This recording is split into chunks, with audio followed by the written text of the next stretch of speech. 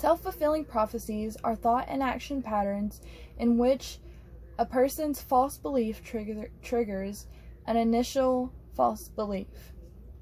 For an example, say that you go into your English class that your friend already had that teacher, and your friend tells you that this teacher is horrible. He's super hard and he gives a lot of work. So instead of going into the class with an open mind, you go in thinking that this teacher is bad. And instead of giving your best work, you just give the excuse that it was a hard teacher. Your behaviors will reinforce your initial belief that this was a bad teacher. This is an example of how our perception is often our reality, which makes it essential to critically think about how we form our perceptions of people and situations. The Well and Good published an article on its 2020 website titled How Your Perception is Often Your Reality According to Psychology, written by Jessica Estrat, a lifestyle writer of over 7 years. The article discusses the pros and cons of having a negative perception, as well as things that can help you form a more positive and accurate perception. 3 things that can help you form a more positive perception is to take personal responsibility, improve your self-perception, and consistently check your perception.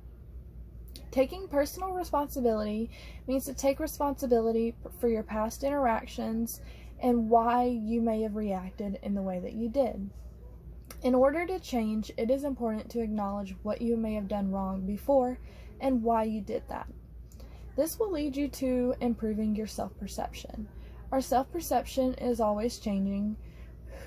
It depends on who we are around, our emotional state, and the subject matter being discussed. All of these things influence our self-perception and self-esteem. It is important to acknowledge common patterns in your thinking and behavior to identify what influences your self-perception. Lastly, checking your perception after acknowledging your schema, distorted patterns, and your self-fulfilling prophecies will make it essential to forming perception-checking habits. First, think of anything that could be influencing your perception, and then think of 3 possibilities that could be the reason for the person or situation's behavior. Lastly, I want to discuss the importance of having effective intercultural communication skills to communicate with people of different cultures. Many people lack diverse cultural knowledge, which ultimately hinders their communication skills and their perception within other cultures. You must obtain knowledge of the culture, practice your skills, and have the motivation to do so. The Global Cognitive published an article, Intercultural Communication Confidence, It Takes Two to Tango, and I accessed that article on June 28, 2020. In this article, it discusses how it is essential to research and learn about the people, their rules for communication, and customs within their culture.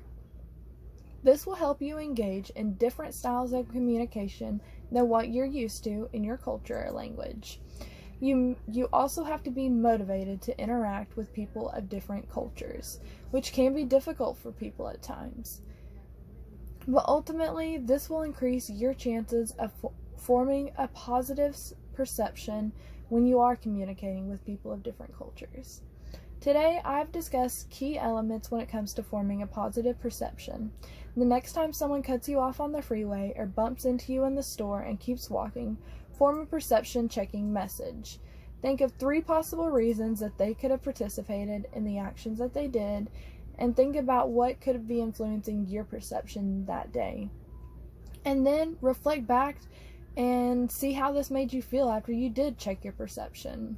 Because understanding the impact of our perception and how it can easily be changed is important to practice the skills I have explained today.